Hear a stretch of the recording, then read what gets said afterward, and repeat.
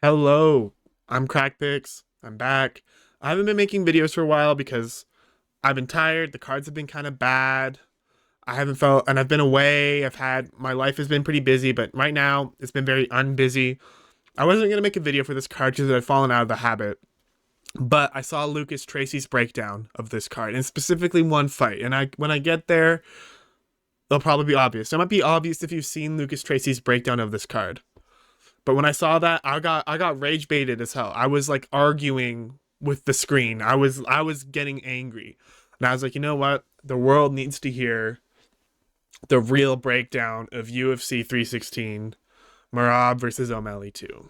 So, like normal, I'm going to start off with the very bottom of the card, and then by the end of the video, we'll get to the main event. So if you want to just skip ahead, maybe to about 20-minute mark or so, you'll probably be at the main card. But I might go through this really quickly because a lot of these fights, to be clear, are washes. So I don't want to spend too much time in places where I don't really need to be. So to start off the card, though, the early prelims, we have Markel Medeiros versus Mark Chwinski. This has been an interesting fight card because a lot of the fights have been very lopsided, and this fight seems to be one of the only ones that isn't. This also is interesting as Markel was supposed to fight last week, picked up a stomach bug, and although this isn't official, Markel probably got a little sick, couldn't make the weight, then got better really quickly, as happens for some people. Then told the UFC, "Hey, I actually could fight next week. I just a little blip on the radar." And then they got Mark Chwinski because he's got UFC connections through the Pettis brothers. And he's undefeated. He fights on Fight Pass, and they've made this fight on very short notice. So this is more short notice for Mark Chwinski, but we don't know what he's been prepping for. He's made weight, look good. I don't want to look too much into that. I want to look more so into their fights. And Markel Medeiros, he's a very slick boxer, really great hands. He's like Danny Silva, if you've seen that guy fight. Like, he's a very slick striker, but sometimes he has like that. He's like a Lerone Murphy variant where he wants to mix in wrestling and grappling to kind of show the world he can, but he's not that good. If you watch the Austin Hubbard fight, he won that fight, but I think he's also a little lucky to get the scorecards. I scored it to Medeiros, but if it went to Hubbard, would not have been ridiculous. And he's a very skilled, good fighter, but he's kind of mid. He's Markel mid arrows. Like, he's nothing special, not always the smartest, questionable gas tank, and he's fighting Mark Chwinski. Chwinski, undefeated, lots of finishes, and when you see these things, and he's also former All-American wrestler, I think third Division 3, but that's what Aljamain Sterling's wrestling background is. So before you hate, you know, take that into account. But when I watch Chwinski's tape, I'm not blown away. And you also have to take into the account that he trains at Rufus Sport, which is the gym of the Pettis Bros. His promotion he was fighting at was the Pettis, the A1 Anthony Pettis or whatever promotion. That's not the real name. A1 is Uriah Faber, but same thing. Anthony Pettis promotion. So he trains at Anthony Pettis gym, fights at his promotion. His opponents are dodgy. Let's be real. If you've seen those fights, his opponents are of dodgy quality, and he's undefeated. It feels there's a little bit of dodginess, kind of like New England cartel, where it's like the fighters kind of get pushed along by good management, and you don't see them get challenged until they get to the UFC. But Choi is not bad. He's kind of like, I'd say, epitomizes what NCAA wrestling looks like in modern MMA. He doesn't have good takedowns, and when you watch him grapple, sometimes you're like, ugh. Like, he got subs, but the subs he's getting are on guys who I don't really think look that good. Like, in his most recent fight, he got a sub, and he's like in the guy's guard, but the guy doesn't really know what he's doing. He kind of just like slips into half guard and then kind of slips into full mount. It wasn't like it wasn't a super slick move. It was almost like the guy just didn't know what he was doing. And so because of that, I can't really have that confidence. And he has that like wrestler striking where it looks like kind of painful to watch. Like, he's not very smooth. Medeiros is very smooth. Knowing that, I'm going to pick Medeiros. This is probably the closest fight though on the card. If you pick Chwinski, I don't blame you. If Chwinski's good, he beats Medeiros, but I don't think he's very good. And I think that his matchups he's been getting have been not rigged, but of questionable quality. Now, in Alish Moves versus Salkild, now, This line is ridiculous. Minus 550. Salkeld should win. Good wrestler. Manages the distance expertly. Great size. Great striker. But Yanal Ashmouz is a very good fighter. He's only got one loss in the UFC. He's looked decent. He's not very technical. He's kind of like Trevor Peek, but more technical. But that doesn't really say much. And he even has a win over Trevor Peek. Quillen Salkeld, I'm not going to spend too much time, should be able to outstrike him, keep the range. Even if Yanal tries to grapple, Quillen's pretty good there. He has good wins. Like Gage Young, he did better against him than Evan Elder did when Evan Elder had way better circumstances. Smoked Anshul Jubilee. Early stoppage, but still, like, the fact that even happened was good for Salkeld. And has a win over Don Marfan. If you kept up with Road to UFC, probably going to win it. Knowing all this, Salkeld should win. Probably a little bit better everywhere. I'm worried a little about the grappling. Like, I wouldn't be shocked if Yanal Ashmouz maybe could lame it up and sneak out 2 rounds. Maybe you're like, this could be a little fraud checky. The line is wide, but Salkeld should win. Salkeld should style. It should be 2-1, maybe 3-1 at most. 5-1 is crazy. I wouldn't be putting my money on this fight, even on Yanal's side, just because I still don't think he'll win, but that's the breakdown. Whoops. Let's go back here. Very professional of me. Jekka Serengay versus Juseng Yu. Now, Juseng Yu, when you watch him strike, he's fucking smooth. He can wrestle. But we don't need to know all that shit. Jekka sucks. Jekka was fighting Weston Wilson. You know what people were saying about that fight? Wow. Weston Wilson is a poor guy. That guy shouldn't be an athlete. People are talking like Weston Wilson is like a guy who's being victimized, bullied by the UFC to fight. And he smoked Jekka Serengay. Jekka got finished by Anshul Jubilee. He has a win, but that guy he won, Lucas Alexander, the more you look into Lucas Alexander, the less enthused you are. Just saying you should win. Not because he's great, but because Jekka is piss poor.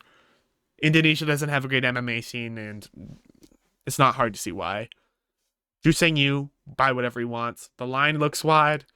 It's fair. Jekka sucks. Jekka shouldn't be anywhere near the UFC. Even if he went to the PFL or PFL tour, he would look like shit. I'm not spending that much time on this one. Now, Ariana De Silva versus Wang Chong. Now, Ariana De Silva, she's okay, but she's not good. Like, she's lost a lot of fights, which I don't really care for. Like, she seems to be one of these women ranked fighters who just ends up there without being that great. And Wang Chong, she does have a loss, but even in that loss, she was styling. She just kind of got caught while styling on her opponent. Her striking's phenomenal. She doesn't get taken down easily. She should win. I'm not really going to spend much time, probably by decision, because she learned a lesson from her fight where she got finished. And you saw that in the Bruna Brazil fight. Bruna Brazil, I actually still rate her a bit. But in the Bruna Brazil fight, Wang Chong was like, you know what? We're staying safe. And because she's learned her lesson, she's took her licks. The line's still ridiculous. But Wang Chong should win. Wang Chong is already, like, I'd say a fringe top 5 level fighter already. And it's just kind of like seeing how long will it take for her to get there. There's not much more to be said. Opening up the prelims, we have Chaos Williams versus Andreas Gustafsson. Now, going into last week, I was still pretty low on Andreas Gustafsson. And going into this week, I don't feel any better.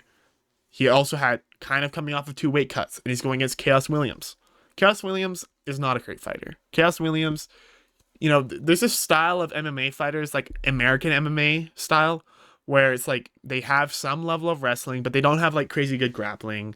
They want to box, but a lot of the guys don't really put their things together very well. And Chaos Williams kind of is a lot like that. Although he's not a wrestler, he can keep it on the feet, but he's got enough skill for that. Like, unless you're a great wrestler, grappler, Chaos Williams can kind of keep it where he wants it, and he hits hard. Although he's not like super flowy, you're not gonna be like, wow, Chaos Williams really knows his range. He's gonna fucking smack you up with some nice shots. Like, he's got a nice set of hands on him. Like, Gustafsson's gonna wade into range like a bit of an idiot and probably get smoked. I think Chaos Williams wins, probably by finish. Gustafsson isn't the smartest, and even though I think a lot of people have really been wanting to see Gustafsson, and I think a lot of people have also been thinking like he's some great prospect, he's fucking 34 getting into the UFC. Even his fight to get into the UFC, Pat Pitlick is a regional Canadian fighter. I'm Canadian, but you know what I'm saying? Like, the UFC is really hungry for Canadian fighters. So a lot of times they push them into these fights where they shouldn't be. And Gustafsson versus Pitlick epitomized that. But I don't think Gustafsson can do what he did to Pat Pitlick to fucking Chaos Williams. Chaos Williams, pretty confident, but don't be shocked if Chaos Williams gets put on the fence, starts catching some nasty elbows, some nasty uppercuts, and he's like, I'm good. I don't think he gets tap out. I don't think he'd like quit, but you might see him wilt.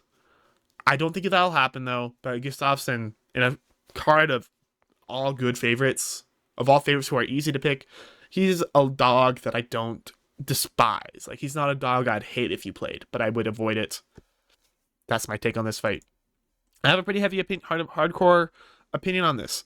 First off, Sergey Spivak. He is going to smoke Waldo. Waldo, really good fighter, great striker, but there's levels to this game. Waldo, 13-1, but his one loss is to Marcos Rogerio de Lima. In that fight, how did Rogerio de Lima win? Took him down and rode him out. Now, Marcos Rogerio de Lima, not the best grappler in the world. Spivak is a way better grappler than that guy. So, kind of let that be known. Spivak also has great takedowns. Waldo, he's kind of built his name in recent history off of a win over Arlovsky, which, let's look, that was a pretty pathetic win. Like, that was not impressive by any means. Robelis to Spain, where if he had gone into that fight and timed him up on the feet, outstruck him, mixed up the looks, I'd be like, okay, I see it with Waldo. But Waldo took him down and basically exploited the fact that Robelis didn't know how to grapple. That's not this fight. And the last fight against Ryan Spann, you hear Ryan Spann, who's been, a long-time ranked fighter at light heavyweight, who's got great wins, and you think, wow, that's a great win for Waldo. That was not the Ryan Spann. Ryan Spann came in looking homeless. He came up to heavyweight, and when you come up to heavyweight as a light heavyweight, people think you're going to weigh around 225, 230, 235, 240, kind of like where Kenny and Dejiku weighs, and you're coming in with this speed advantage, and you're coming in with like this different set of skills, like you're more prepared to grapple and wrestle, and you're going to use those to take advantage of some fat guys. Ryan Spann came in morbidly obese, like heavier than, not heavier, but fatter than most heavyweights on the roster. Didn't throw any of that technicality, just tried to throw big bombs, and Waldo was basically the better big bomb thrower. Waldo has a pathetic reach. He's not 6'4". He does win, I think, against a lot of fringe ranked heavyweights. He has some fun fights in the rankings, but Sergey Spivak is going to take him down and submit him or finish him on the mat. Have we seen anything to suggest that Waldo can defend the takedowns? Not really. Have we seen anything to suggest that Waldo can get up? Not really. Have we seen anything to suggest Waldo won't get submitted? We haven't seen any of these things. And if you think he has all of those, and you think that Waldo might be the next big thing, yeah, take him. And Spivak's lost. I understand that. But Spivak's lost to Gane, Jailton, Tom Aspinall, I think. Those are all elite heavyweights. All those guys I think would destroy, like, dumpster Waldo. So, let that be known as my opinion. This fight, I'm high confidence on Spivak because there is a chance where Spivak sometimes just comes out and doesn't really find himself. And maybe Waldo comes out and you're like, he's like got good takedown defense and good get up game. And we're like, whoa, Waldo's the next big thing. But I don't think that's going to happen. I think we're going to see Spivak come out and we're going to be like, oh yeah, gatekeeper. And then you're going to have some people on Twitter talking about like, maybe Spivak beats Gane in a rematch. Is Spivak the next big heavyweight? And you're going to have to look at them like they're stupid again. All right. Azamat Murzakanov versus Brenson Ribeiro. I'm not going to spend much time on this. But quickly on Azamat, before I just say that he dumpsters Brenson, he's coming off of a steroid suspension. And he's known for his speed, and he's older. So that could mean we see a Azamat Murzakanov who's, you know what I'm saying, maybe not as explosive and as fast and as skilled as we are used to seeing, right? This might be an Azamat Murzakanov who's a little slower. But even if he is slower, and maybe Brenson is timing him up on a jab or something, then he's going to take Brenson down and dominate him. The odds are a bit ridiculous for a KO. I think decision is very likely as well. The odds are being favorable to Brenson. I just don't think it's possible for him to win. The only reason he beat DR Nurzaganay is that he was having like a health issue. You know, That's not official, but if you look at that fight, tell me he's not. This is a Azamat Mrzakhanov slaughter. Now we have Bruno Silva versus Joshua Van. Now, there's not much to be said here because I think the fight, there's two ways it goes. One way is Joshua Van. He's known to be chinny. Look at the Edgar Chairez fight. Look at the fight he had with Charles Johnson. He's been chinned. He's active. Not great. But Bruno Silva was getting timed up on the feet by fucking Cody Durden and luck to win. Against Manel Cap, he looked like he didn't belong. And yeah, he got TKO'd on a nut shot, but you know what I mean? The reason the ref didn't step in and stop it was because the ref was like, yeah, it's about time we have a stoppage here. Joshua Van is going to style him on the feet. The only way that Bruno Silva wins is if he gets a fluky KO. Joshua Van has impeccable takedown defense, get up game. Look at that Cody Durden fight. Cody Durden was like doing everything. Like the way he was wrestling was ridiculous, and Joshua Van popped back up. Saruya, the Rei Saruya, the Japanese kid, he was showing some incredible takedown chops. Joshua Van would just pop right back up. Bruno Silva's old. He's slow. He has some power, but Joshua Van is going to dust him up. The odds are wide. They're probably a little wider than they should be, considering the fact that there are ways for Bruno to win that I think aren't ridiculous. But this is like a Joshua Van highlight spot. Joshua Van is going to be the face of the flyweight division not so long from now. He's going to have a title shot not so long from now. And they're giving him this fight so we can have some fun highlights. Now, 16 minutes. We're making impeccable time. Vicente Luque versus Kevin Holland. Now, Kevin Holland is a lot like Derek Lewis, where, a lot of people are like, you can't predict a Derek Lewis fight. You never know what you're going to get. Anything could happen. And that's a bunch of bullshit. That's bullshit. If somebody says that to you, look at them like they're slow. Because Kevin Holland's losses at middleweight are to guys who are wrestling him and taking him down at middleweight, right? To like Rainer de Ritter. What else is that guy's name? The Georgian character. Dolidze. These guys are the guys taking him down. They're exploiting the fact that Kevin Holland is skinny and light for the weight class. And then he gets stuck on bottom. And then he comes down to welterweight. At welterweight, Kevin Holland as a striker, he's not the most technical. He wants to plant his feet and let bombs go. So if you're moving a lot, you'll beat him. And guess who's beating him at welterweight? Wonder Boy. MVP. JDM, even though JDM fight was close. Right? So if you're fast and you're giving him problems with your movement, you're probably going to be Kevin Holland. If you're a middleweight who has any wrestling offensively, who will go for it, you're going to be Kevin Holland. But other than that, Kevin Holland's a fucking nightmare matchup. When he's fighting Gunnar Nelson, a lot of people are like, oh, Gunnar Nelson's going to take Kevin Holland down. I didn't give a fuck. I picked Kevin Holland there. Because why? Because it's not at middleweight. And that is the only pathway for Vicente Luque to win. A healthy 100% Vicente Luque is a tough matchup. Like, Kevin Holland's a bad matchup for him because, he's going to try and swing bombs when Kevin Holland probably hits harder from a better range, yada yada. Vicente Luque is going to have to try to do what he did to RDA. Just take him down, ride him up from, like, top half guard. But Kevin Holland isn't easy to control like that. People want to shit on his grappling, but his grappling's good. Just his takedown defense is poor. Kevin Holland's a very competent grappler. Very good, actually. He's got a legit black belt. And he hits really hard. He's a marauder. That's what Vicente Luque used to be. Look, Vicente Luque in the striking, he can't take those shots anymore. Kevin Holland's going to hit him with something and you'll be like, whoa. The sharps have caught on to this. That's why the odds have exploded on the side of Kevin Holland. Where Kevin Holland, I think, is, like 2 weeks ago, he's like minus 163. Now he's like minus 250. As high as like minus 275 I saw.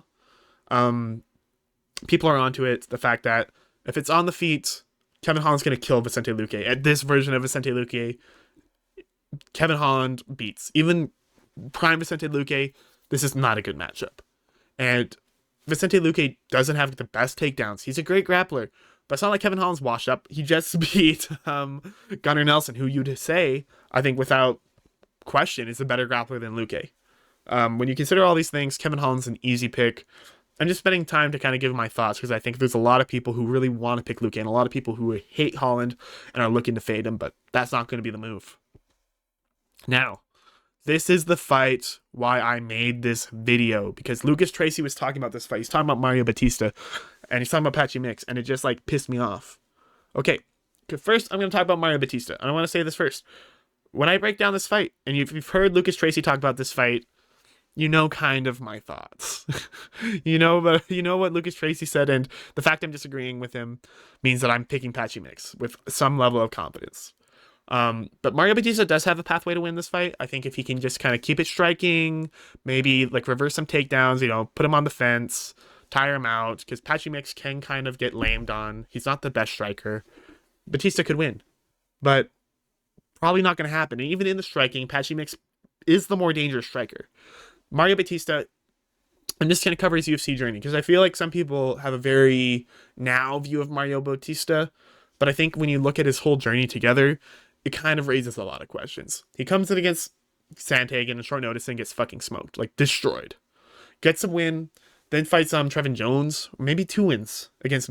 No, he gets a win, fights what's the name? Miles Gray or Miles Johns. Good fighter, beats Miles Johns. Great win. One of the best wins on his CV. Miles Johns never gonna get ranked. I don't think he'll ever get close to being ranked again, like he was for a second there. But good win. Then he fights Trevin Jones and gets smoked. That fight doesn't define Mario Batista, but it raises some questions. And then Mario Batista has a run of I think 4 fights that are all against extremely low level competition or guys who shouldn't be in there with him, right? Guys who are I'm going to say this, fodder, right? He gets 3 fights in a row of that, and it's and he's getting these finishes and he's looking good, but it's Patchy Mix would do that too. That's not impressive. And then in his last 3 fights, he's been fighting pretty good comp. And so I'm going to break that down a little bit.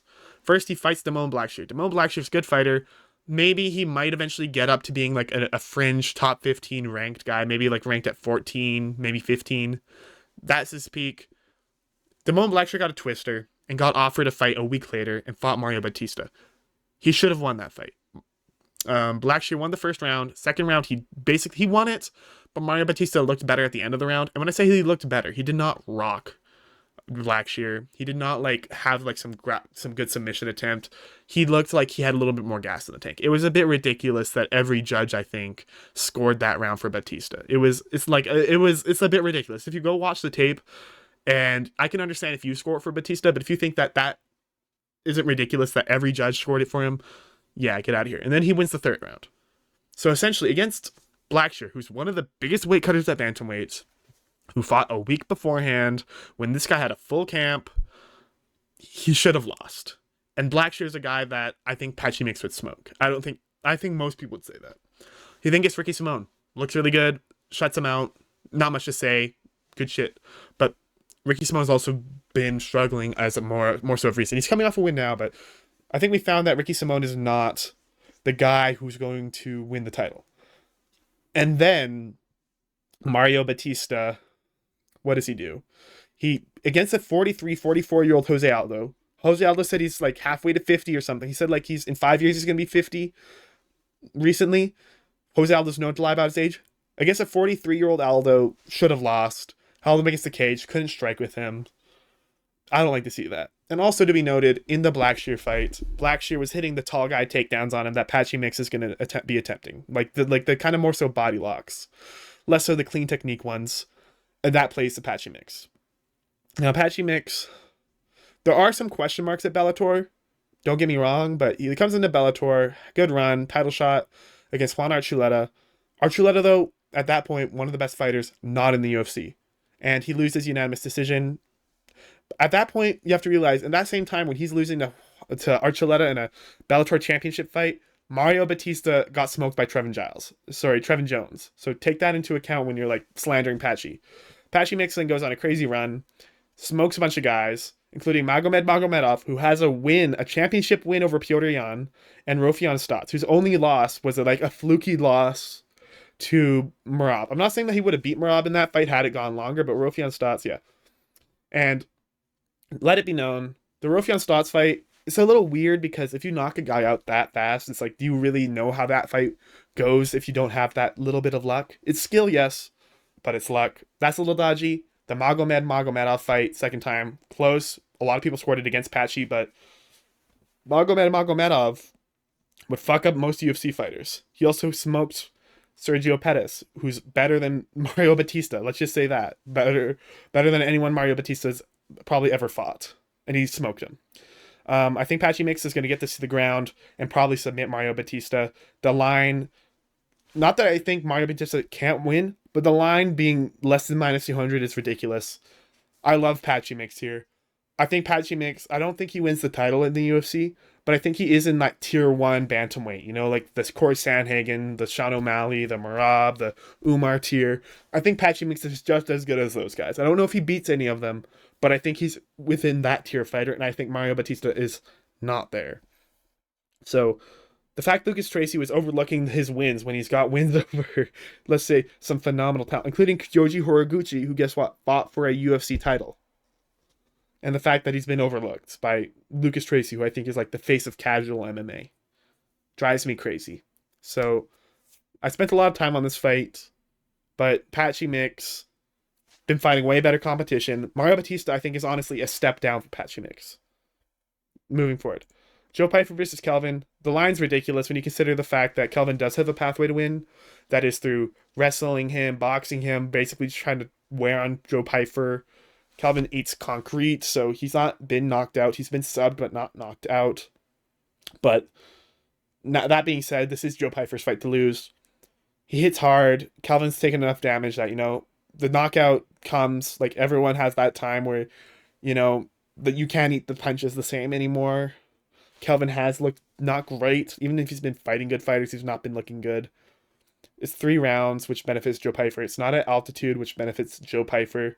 And look, if Kelvin even gets Joe Pyfer down, it might tire him out. And if he gets stuck on the side of the cage, I would be a little concerned for Joe Pyfer.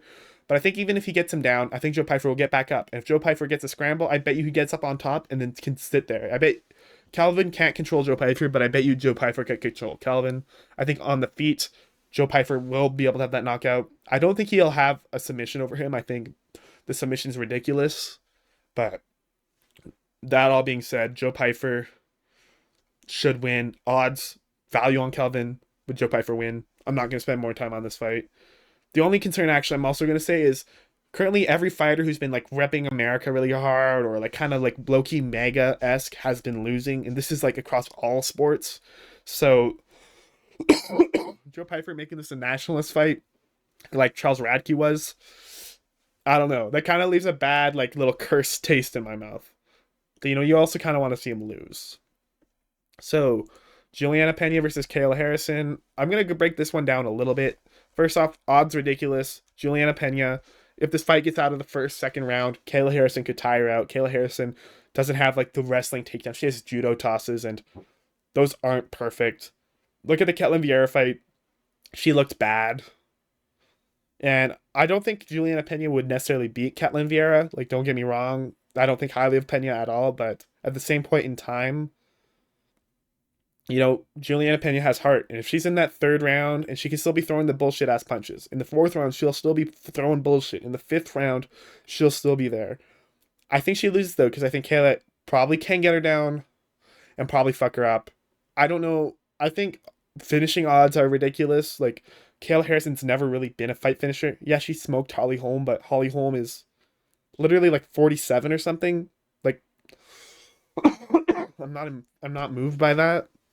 Kayla Harrison wins, but I just wanted to make note of the fact that our judo takedowns aren't the most effective. If Juliana is wise to them and can kind of push Kayla in the cardio area, we could see a Juliana win. I don't think that'll happen, but I think not making note of that is not good to say. Now, I've kind of tried to be going fast, and I'm going to do that here too, because there isn't too much to be said. Sean O'Malley, you know, he was injured in his last fight, but if you've kept up with Sean O'Malley's career, he's fragile. This motherfucker is always injured. Find me a time where a fight that O'Malley doesn't get injured in or have an injury coming into, I'll wait forever. You know, he's probably going to pick something up coming into this fight. And even if he does, like, the problem with Sean O'Malley, yeah, he got taken down too easy, but Merab, you know, he's going to keep going. He mixes in the striking and the takedowns well. You know, the problem wasn't like the fact that Sean was getting taken down easily with the unflexible hips. It's the fact that Merab was able to get to him so easy. The fact that he wasn't able to control the range. And Sean O'Malley, you know what? If you score it round by round, you could even score an O'Malley win in the last fight. But, and that's not ridiculous to score an O'Malley win. Sorry if I slurred my speech there. But Merab just kind of showed that he can take O'Malley down when he wanted. O'Malley couldn't get up. Like, you know, I think a lot of the people that were picking O'Malley, like I picked O'Malley last time, was the fact that O'Malley shows some good takedown defense, and O'Malley's competed in these BJJ comps. He's done the grappling scene, and we've seen the fact he can jiu-jitsu it up. And Merab isn't a great, you know, grappler. He's a great wrestler. Like, he can get you to the ground, but he can't control you at all. So I think most people thought Sean O'Malley, even if he got taken down, he's going to pop back up, maybe have a triangle off his back, and we just saw none of that, right? And we didn't see any of the range control. The rounds O'Malley won were basically because Merab was fighting like an idiot and not just storming in. Merab is a very dumb fighter, but because he's dumb, he doesn't really challenge himself. He doesn't try to be something he's not, and that's what you need for this fight. Merab is probably going to go in there first round. There'll probably be a little bit of striking. O'Malley's going to play it safe, and then Merab's going to shoot a takedown, and that'll be it. I like Merab. I'm picking Merab. But gambling wise, I probably wouldn't be heavy on this fight because the problem with any Merab fight is Merab will win via cardio and heart, which for most fighters is like, you know, fun. That's a good fun fact that you have cardio and heart, but we don't really give a fuck. That's Merab's best trait. He comes into every fight being the less skilled fighter. Sean O'Malley is way more skilled than Merab in the striking, yeah. In the grappling, like I wouldn't say that Merab's a much like he's a better grappler, obviously, but he's not, you know, some crazy level higher than him. You know? I just think that people thought that O'Malley last time would have the style to beat Merab, but we saw he doesn't. You know? So that's what I'm going to end this video off with. If you found what I said interesting, please subscribe. You know, I'm going to leave you guys some trinkets, some gambling tips, because I'm a winning gambler. I'm not selling a product. I don't really put the effort in to show it, but some things I'd consider if I were betting on this card. Sergey Spivak, inside the distance, free money. Azamat Mirzakhanov by decision. We've seen him go to like decisions with not great fighters. Yeah, he's been getting finishes, but don't be shocked if he can't finish Benson. Like a lot of fighters have not finished Benson. I'm not saying that's a lock, but that's a decent value pick. What else? What am I think Patchy Mix by submission is plus 300. Keep an eye on that. Joe Pyfer, there's a lot of money on him to get a sub. Just fade that. Joe Pyfer by everything but a sub value. And Ariana De Silva by, you can give her a point. I'd say Yanal Ashmuz plus 2.5. Both those people, good bets. Now that I've put out some freebies, please subscribe. Thank you. I'm going to make a video for Atlanta next week, probably with the graphics this next time. Have fun watching the card.